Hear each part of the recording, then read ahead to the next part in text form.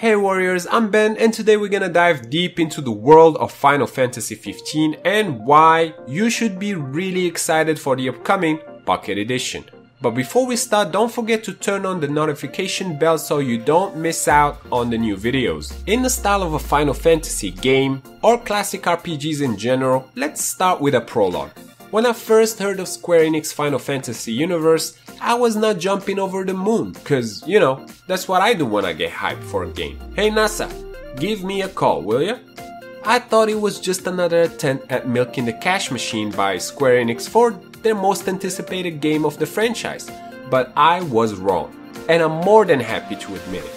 Final Fantasy 15 universe brought to light a bunch of media from the CGI movie, the main game, an anime series, and mobile games. 3 mobile games to be precise. Justice Monsters 5 is a fun little mini game that you can play on your phone as well as on an arcade machine in the main game. A New Empire, which is an MMORPG based on the main game, which isn't worth your time, and even Square Enix knew better than to be associated with it. And the newest release, King's Knight, which I haven't tried yet, but I'll leave a link down below to download it, as well as a link to watch the anime series, which explains in 5 episodes how the main characters became friends. And this brings us to a question most of you must be wondering: what should you expect with the Pocket Edition? Square Enix took everyone by surprise when they revealed recently that they're working on a remake version, or should I say remake, of the main Final Fantasy 15 that was released last year on the PS4 and Xbox One. But they made sure to make it clear that this was a mobile adaptation of the RPG, not a spin-off and not another minigame. An adaptation, and before you go jumping over the moon, cause I'll be going there with ya, let's dive deeper into what the Pocket Edition will feature. Final Fantasy 15 Pocket Edition, as its name describes, is a pocket-sized version of the adventures of Noctis and his buddies that's coming to Android and iOS devices. Square Enix said in a press release that all the characters and the story are carried over from the main game with a few adjustments and of course the cute chibi-like art style. You will be exploring the world of EOS through 10 episodes, which will be available at launch, with the first one being free, which I think is awesome because newcomers can give it a try before committing, and longtime fans can see if the game is for them and also if their phone can run the game without any issues. When it comes to first impressions, various sources who have tried their hands at the game talked about how faithful it is to the console version.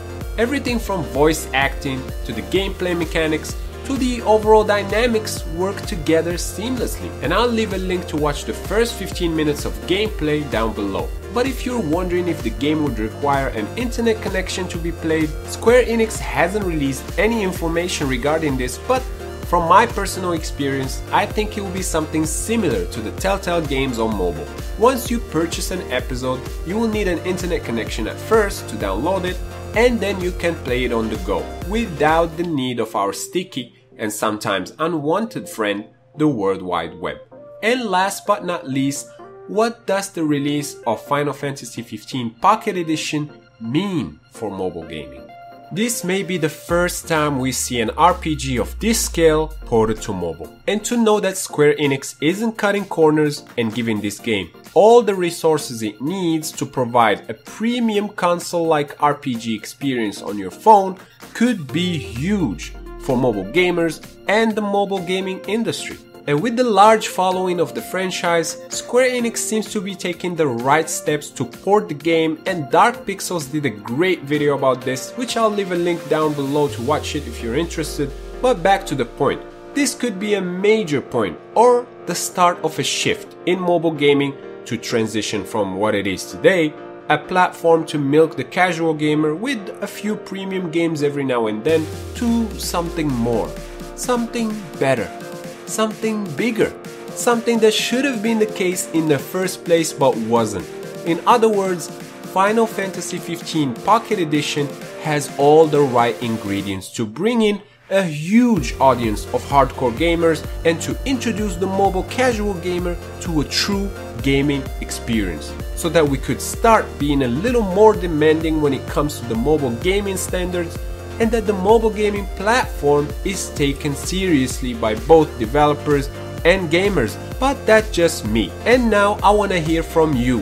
What do you think of all this? Are you excited? Do you think Square Enix is making a huge mistake? Let your voice be heard down in the comment section below, and if you enjoyed this video, I would really appreciate your thumbs up. Also, if you're new to the channel, make sure to subscribe for more videos like this every week. Once again, I'm Ben, and I'll see you next time right here on Android Gamespot.